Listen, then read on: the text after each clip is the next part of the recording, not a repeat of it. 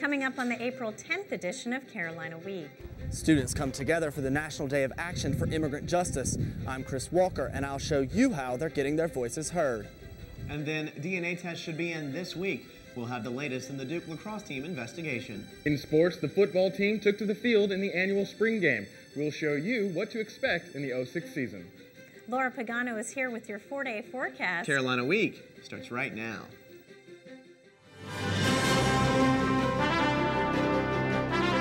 From the School of Journalism and Mass Communication at the University of North Carolina at Chapel Hill, this is Carolina Week.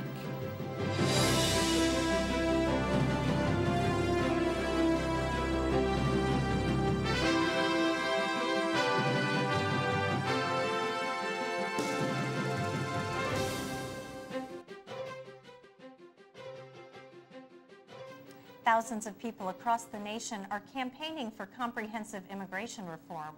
Good evening, I'm Shaheen Sayal. And I'm Philip Jones. April 10th is the National Day of Action for Immigration Justice. People involved in grassroots movements in 33 states are rallying on this day to have their voices heard. Carolina Week reporter Chris Walker has been following one of those movements right here on campus, and he joins us live from Polk Place. Chris? Phil, right now students are rallying in Siler City at the Immigrants' Rights March, but earlier they were right here calling for justice to workers in North Carolina and Latin America. The Carolina Hispanic Association sponsored a march on campus Monday to coincide with the National Day of Action for Immigrant Justice. The rally is just one of many across the nation on April 10th advocating for immigration reform. A mix of students and community members started the march, which continued to Franklin Street and back to the pit and Lenore Hall. Freshman Sandra Hinderlater collected signatures for a petition on the website april10.org. This would affect me personally because I have a lot of friends that are from different nations, and not just Mexico and not just Latin America, because immigrants is not synonymous with Latinos, because that's not all it is. Organizer Pedro Carreño says he's pleased the community joined in the rally with students. That's one thing that just lit my eyes up. Seeing all those people, we had about a group of 15, I said, and from the opposing side of Franklin Street, just probably twice that number just coming to join us, all wearing white with their flags, with signs, just showing their support. Students packed those signs and flags Monday afternoon to join a statewide rally in Siler City. Phil, organizers are expecting anywhere from 2,000 to 10,000 people in Siler City. That rally goes until about 7 p.m. Siler City isn't that big. Why did the organizers choose it as the site of the rally? Siler City has a population of only about 7,500 people, but it's a town that's deeply affected by its Latino population, which numbers around 50%. Many groups in Siler City are working to try and integrate that city better. Thanks, Chris. We'll have more about the rally on Wednesday on Carolina Week. Those students let their voices be heard in Polk Place and in the pit. Another popular place for protests and rallies is the Post Office Plaza on Franklin Street, and that plaza might soon have a name. The Town Council wants to name the popular meeting place after local civil rights heroes Joe and Lucy Straley and Charlotte Adams. These legends collected signatures and held vigils at the site in the past. A public hearing is scheduled for Monday at 7 at Town Hall to get feedback about the plans. Duke University has seen many protests in the past month. The school's lacrosse coach has resigned. The university's president has suspended the team's play for the season, and accusations of rape and racism continue to fly. Kelsey Richards joins us live in the studio with the latest in the investigation of a possible rape at a Duke lacrosse party. Kelsey? DNA results should come in this week, and it's safe to say everyone at Duke will be happy to see this controversy come to some sort of conclusion soon. Last week, a search warrant was released that confirmed some of the victim's allegations when police found some of her broken fingernails and other personal belongings inside the house where the alleged rape took place. Prosecutors have also been looking into past allegations against the lacrosse team that have been filed during the past 7 years, including 41 different team members who have been charged with misdemeanors. You know, we are in America, so we should presume innocence, even in something that's gotten so much response as this. But this weekend, the defense discovered several time-stamped photographs that were taken at the party before the alleged rape occurred.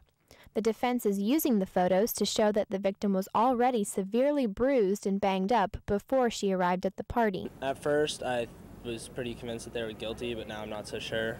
In the meantime, the president of Duke University, Richard Broadhead, has initiated several committees to investigate whether or not the men's lacrosse team was out of control before the alleged rape. The committees are also investigating the time it took Duke to respond to the issue. I don't really know if anything good can come out of it, even if they're accused or if they are acquitted from it. I went to Duke to ask some students what they thought about the situation and whether or not this panel will help things on campus. 62 students chose not to be interviewed. Those who did speak were reserved. I don't think what happened is representative of the Duke student population in general at all. This is more an issue of, I think, individual actions. A lot of Duke students say they're tired of the hype surrounding the story, but it doesn't seem to be going away. Believe it or not, Shaheen, copies of this search warrant are actually available on eBay for about $10. Certainly is a story that's still developing. Kelsey Richards live in the studio. Thanks, Kelsey. Student Congress now has leaders for its 88th session. At a recent meeting, members filled out ballots and elected a variety of committee chairmen. The most heated race of the night was for Speaker. Returning Speaker Luke Farley debated challenger Chris Gould for more than an hour about key issues such as graduate students and ethics. When the votes were tallied, Farley came out on top by a 17-14 margin. He says he's ready to get going. Thrilled about the leadership team we elected. We've elected a lot of great people to serve as leaders of Congress. And I guess my primary goal is just getting to work with them and getting this job done. Farley says his plans include a legal orientation for new members and a session of Congress to be held in the pit. Some town leaders want to give visitors a break on parking and increase business revenues, so they've asked merchants to suggest some ideas. All those quarters visitors drop into meters on downtown streets and municipal lots on Saturdays adds up to about $60,000 a year, not including revenue from parking violations. Merchants want shopping to be a more friendly experience, so they're working with the Downtown Partnership on some suggestions, such as free parking on Saturdays. Partnership Director Liz Parham says it takes a shared commitment to make it work. Together. I mean, successful downtowns have proved that time and time again, that when you start looking at the parking from the person's perspective, not the public versus private, then you can start developing a better management structure to it. Parham meets with downtown merchants Wednesday and hopes to bring some solid ideas to the council by the end of the month.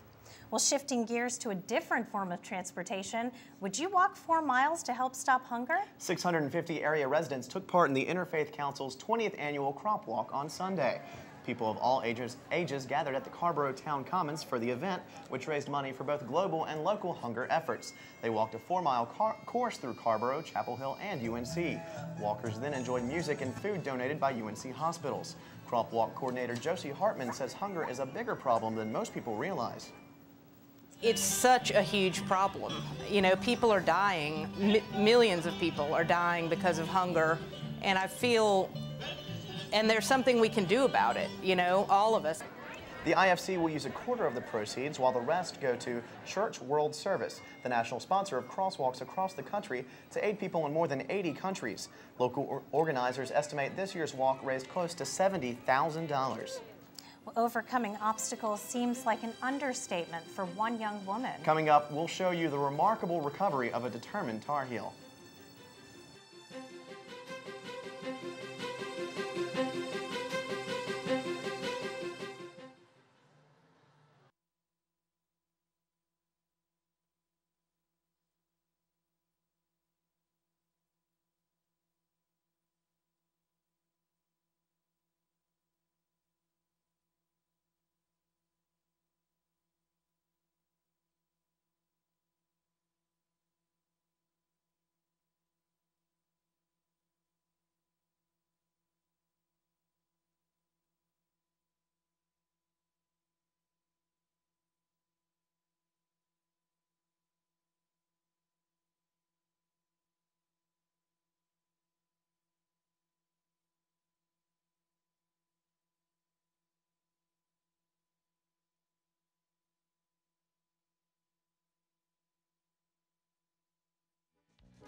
Spending your money locally helps us all in a big way. So remember, shop orange first.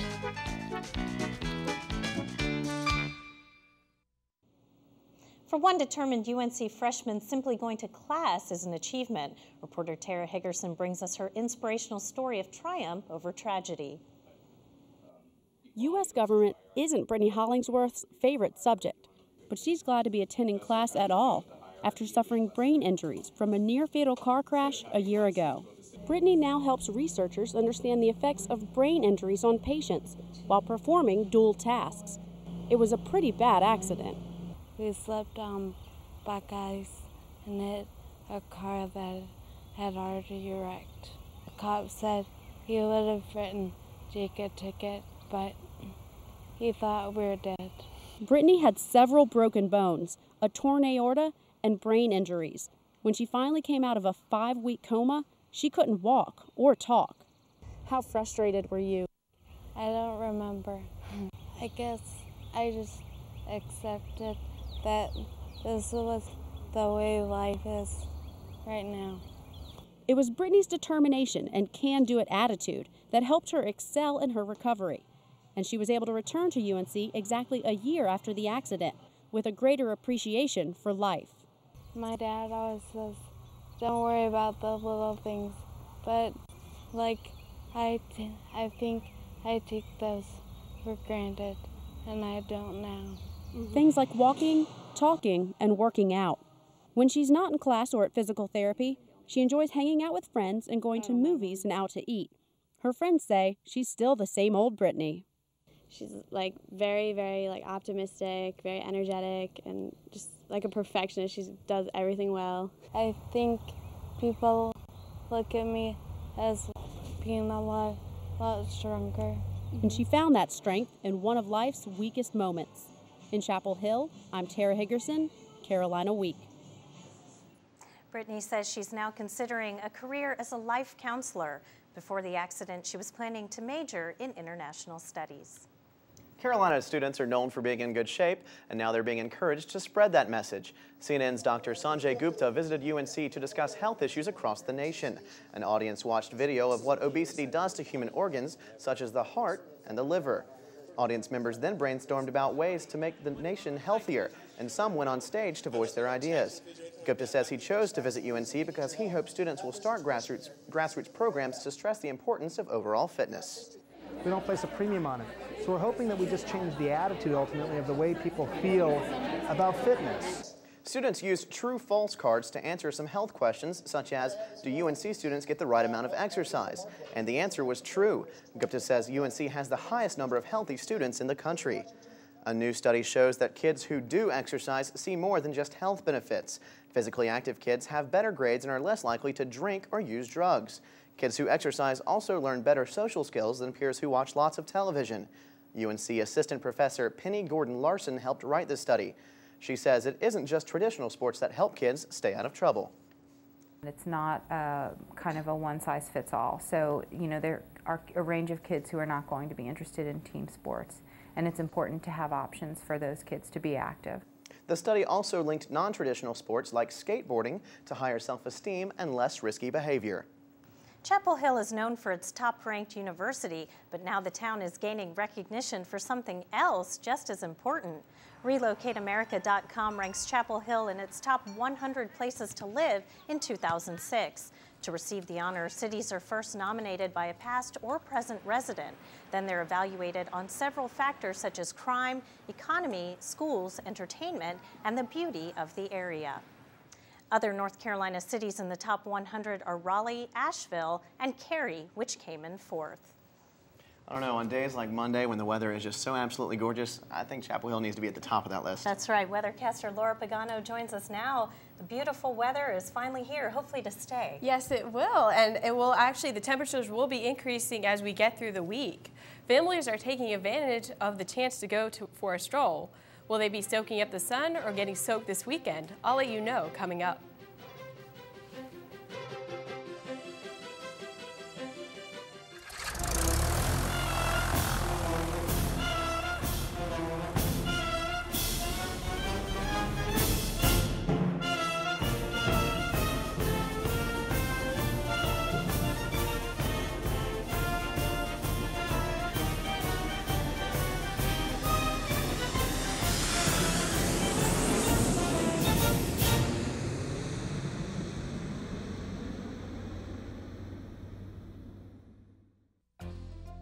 Let your knowledge grow at the North Carolina Botanical Garden. Through public service, research, conservation, and education. The garden brings North Carolina's rich natural heritage to you. It's a beautiful way to learn.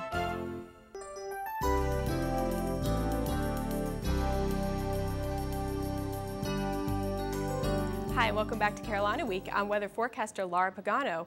Well, this past weekend was pretty soggy and cool, but today was absolutely beautiful. We had temperatures hovering in the 70s and a northwest wind and not a cloud in sight. Will this trend continue?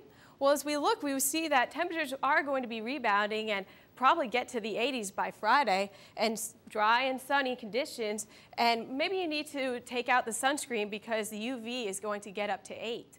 As we take a look at the satellite image, we will see most of the eastern half of the country is very dry. We do have a few clouds up to the north, but fairly dry for this area as we do have a high pressure system dominating. As we look closer to the southeast, we will see that in the triangle area, we do have very clear skies here, not a cloud in sight. So if you want to go outdoors or maybe go for a run or have a picnic, now would be the time to do it. As we take a look at the radar, we can also see really no precipitation in sight at all. It's really going to be great looking for the rest of the week, but maybe some precipitation on Friday, say you're heading out to your home for Easter break. As we take a look at the surface map, we will see we do have high pressure dominating right down the eastern coast, and as we look towards the west, we do have an area of low pressure system that just came on through, now hovering around the Rockies area. And will this head our way? Well, that's in question because we do have some dry air associated with the high pressure system out toward the east. So once it taps into that dry air, we don't know if we're going to really get a lot of precipitation on Friday, but we do know we will have a chance. So looking at the 4-day forecast, we will see that Tuesday, Wednesday, and Thursday are going to be looking very nice, temperatures hovering in the mid-70s. And for your Friday, well, we will have a chance of some thunderstorms for Friday as well, and we will see temperatures almost to the 80s. So by the weekend, we should very much be hovering around the mid-80s, which is really exciting. Well, good. Well, I plan on spending a lot of time outside, so I'm going to lather on that sunscreen. Please do that. Thanks, Laura. It's going to be a beautiful weekend to head down to the beach for Easter. Yes, so definitely. Ready for these warmer temperatures to stay. Yes, All right. Me too. All right, thanks very much, Laura.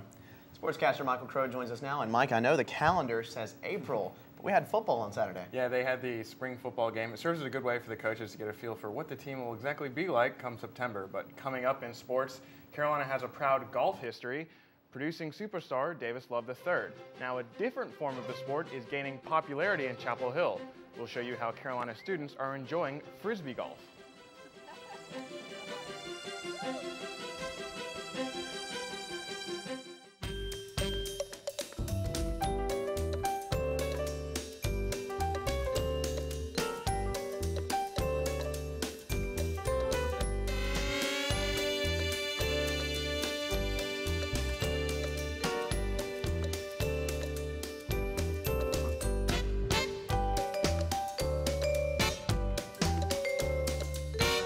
Awaken your creativity. Do your thing at the Art School at the Art Center in Carborough.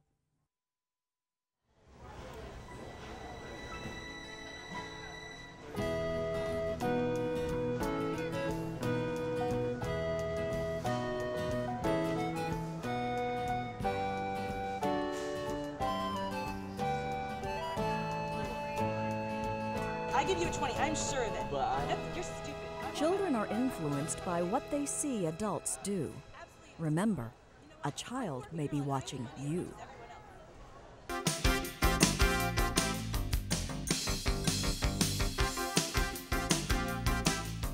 Welcome to Carolina Week Sports. I'm Michael Crow. Saturday's annual spring football game featured new faces and notable position battles. But has anything been resolved for the upcoming season? Matt Estridge has more. It was in with the new at the spring football game. Quarterback hopefuls Joe Daly and Cam Sexton had their first official audition in front of new offensive coordinator Frank Signetti. But it was the running game that stole the show in the wet conditions. Barrington Edwards rushed for 17 of his game-high 58 yards on this first quarter run, setting up freshman Bobby Rome's 1-yard touchdown plunge that put the white team up 7-0. Both sides relied on the ground game as the teams combined for 153 yards on the day. But when they did go to the air, it was the elusive Jesse Holly who led the team with 3 catches for 42 yards. Signetti's wide-open offense was a hit at his last job, Fresno State, and figures to benefit Holly, who almost had all the right moves. The rain came at the start of the second half and made for some slick, sloppy conditions. Both quarterbacks had trouble holding on to the ball, and that drew the ire of Coach John Bunting. Can't have the ball on the ground. Keep it first down. Though still only April, Daly is the favorite to start at quarterback, giving his scrambling ability and experience. As for the game, this Antoine Carey touchdown run gave Blue the 14-7 win, and the Tar Heels a lot to be excited about come the fall. In Chapel Hill, I'm Matt Estridge, Carolina Week Sports. The football team opens the season September 2nd when it hosts Rutgers. While ACC expansion did more than just bolster the league's football program, it also brought in notable baseball competition, including the Miami Hurricanes. The number 2 ranked Heels traveled to Coral Gables and stole the weekend series from the Canes with an 8-7 win on Friday. They followed with a 9-6 victory on Sunday, in which Carolina pounded out 4 home runs. The number 6 women's lacrosse team took on Vanderbilt in a close match that featured a lot of close play. Back and forth scoring from both Carolina and Vanderbilt marked the first half of play, but Carolina took the lead going into halftime with a 6-4 lead. The Commodores must have had Wheaties for a snack because Vanderbilt started the second half with 2 goals in the first 2 minutes. The Heels wouldn't stand for it, however, and picked up the momentum midway through the second half to go on to win 13-9. Junior midfielder Christina Juris says her team's energy and cohesiveness helped secure the win. I think that once it was tied, we knew we had to pick it up a little bit. We knew we had to play harder. But I think that once we get rolling, we get into a flow, our offensive players feel good, we feel like we're connecting, and it just keeps going. The men's lacrosse team faced the nation's best competition Saturday when Virginia traveled to Chapel Hill. The first quarter proved to be a big one for the Cavaliers. Virginia jumped out to a 5-0 lead, but Ryan Blair did his best to keep the game close with this effort right here. He finished the game with 2 goals. Rob Driscoll also fueled Carolina's offense with 2 goals, but Virginia got 5 goals from Garrett Billings and handed the Tar Heels a 21-13 defeat. Attackman Bart Wagner says the slow start did the Heels in. We just kind of gave them too much of a gap there, 9-3 or whatever it was. It was just, after that we started really playing and everybody was hustling around the field, and that's what we need to do to win, getting ground balls and little things like that. But it was just too much in the beginning to come back. The women's tennis team served up 2 matches against conference rivals this weekend. Saturday's match was a mix of sun and rain as the Heels earned a win for the 21st time in 28 years against Georgia Tech. UNC junior Sarah Annenson upset Allison Silverio, the 62nd ranked player in the country, and clinched the match at number 3 singles. The Tar Heels improved to 23-4 overall and 8-2 in conference play. Sunday, in the final match of the regular season, the women looked to improve that record against Clemson, but it was not to be as the 5th ranked Tar Heels fell to the 24th ranked Tigers. In the final set of the last match, number 4 seed Austin Smith lost to Clemson's Maria Brito. The Heels finished the season at 8-3 in the ACC. Junior Caitlin Collin, the Heels' number 1 player, took Sunday's match personally. We've never beaten them since I've been at Carolina, and they knocked us out of the NCAA final last year at quarters. So, kind of personal, I guess. We're taking it personal. Frisbees are easy to spot on a sunny afternoon in the quad, but reporter Will Johnson has found a place in Chapel Hill where disc golf is having everyone throwing Frisbees for a new purpose. Deep in the woods at Chapel Hill, students from UNC are playing an uncommon sport. Instead of using golf balls and clubs, they fly disc on an 18-hole Frisbee golf course located at the Outdoor Recreation Center. Frisbee golf is similar in structure to ordinary golf rules. Players must throw the disc from tee areas marked with this wooden post. A player wins a hole if he or she hits the metal basket with the fewest number of throws. Unlike a normal Frisbee, this one is shorter and smaller, so when you throw it, you can make it just like that. Daniel Anders and some of his close friends frequently play Frisbee golf more for its social appeal. It's a great hobby for me. I like to get some sun out here, go to the woods, see some friends, maybe have a beer or 2 out here. It's great. In order to dodge obstacles, such as murky lakes and tall shrubbery, players utilize certain maneuvers to bypass them. if I get caught in an obstacle, I use the tomahawk, which is go more like kind of go between the trees. It's right there. Even though at times it's easy to lose a Frisbee disc, the sport is becoming more popular due to its ease of learning how to play the game. In Chapel Hill, I'm Will Johnson, Carolina Week Sports. Well, the basketball season isn't over quite yet, the men's basketball season. They'll have the awards banquet Tuesday night at 7 p.m. in the Dean Dome. It would be a great way to kind of say goodbye to this team after a really impressive season when they weren't expected to do much. It's open to the public, so you should check it out. All right. Thanks very much, Mike. Thanks, Michael. Well, April means Easter, and Easter means egg hunts. A little water can't dampen the enthusiasm for an egg hunt. Sink or swim, these kids were ready to dive in. See what we mean coming up.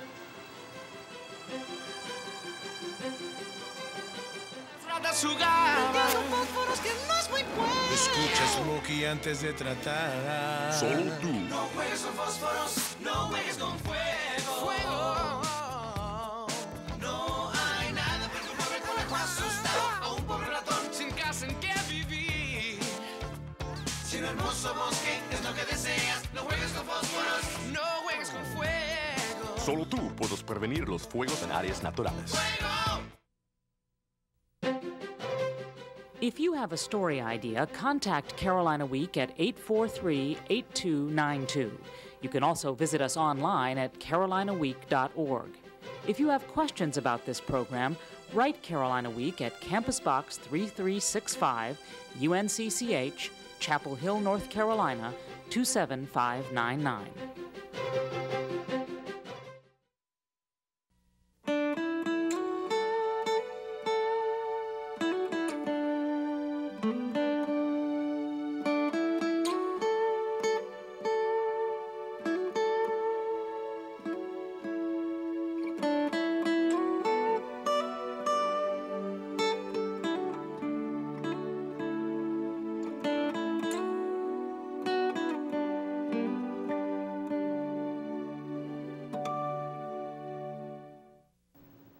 Easter is this coming Sunday, but Shaheen, some kids have already been hunting eggs. That's right, and a different type of Easter egg hunt. Let's just say they were pooling their efforts. Carolina Week reporter Maggie Faust has the story.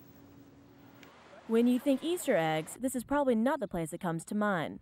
But for more than 100 local kids, the Triangle Sportsplex in Hillsboro is the perfect place to hunt for eggs. Kids lined up as lifeguards littered both the baby pool and the big pool with plastic Easter eggs. Hunting these eggs costs about $3 per child, but Sarah Mazzell says it's worth it for her children. They liked it really well, I think, because they like swimming a lot. It was something different than they had done. They were excited. They didn't know what it would be like, so I think they enjoyed it. Mazzell's two daughters, Cecilia and Madeline, had a great time trying to grab Easter eggs with their friends Lily and Grace. To make the hunt more of a challenge, some eggs floated, while others sunk to the bottom. With the Easter eggs at the bottom of the pool, you really need goggles to find them. The children took their eggs here to the prize table to exchange them for candy, toys, and Sportsplex passes. This is the second year that Sportsplex held the event, and marketing director Kirk Harris says he's satisfied with the turnout. Yeah, the first year, it was really people really weren't aware of what it actually was, so we had maybe 110, 120 people. This year we had probably 175, 180, so it's definitely a little better turnout. And judging by the happy faces, kids will be lined up again next Easter. From a pool in Hillsboro, I'm Maggie Faust, Carolina Week. That looked like a lot of fun, and Maggie certainly looked like she had a lot of fun too. I know. I just wonder what the prize in her egg was. Yeah, I don't know. Have to find out. We will. Hopefully she'll share it with us too. Well, before we go, we have one quick closing note. Junior Joseph Swartz has been elected the editor of the Daily Tar Heel for next year. He's a Chapel Hill native, and he's the 140th editor of the award-winning campus newspaper. And so far this year, he's served as the paper's managing editor. So congratulations to Joseph. Congratulations, Joseph. And that's going to do it for this edition of Carolina Week. Thanks for watching. Have a great night. Good night.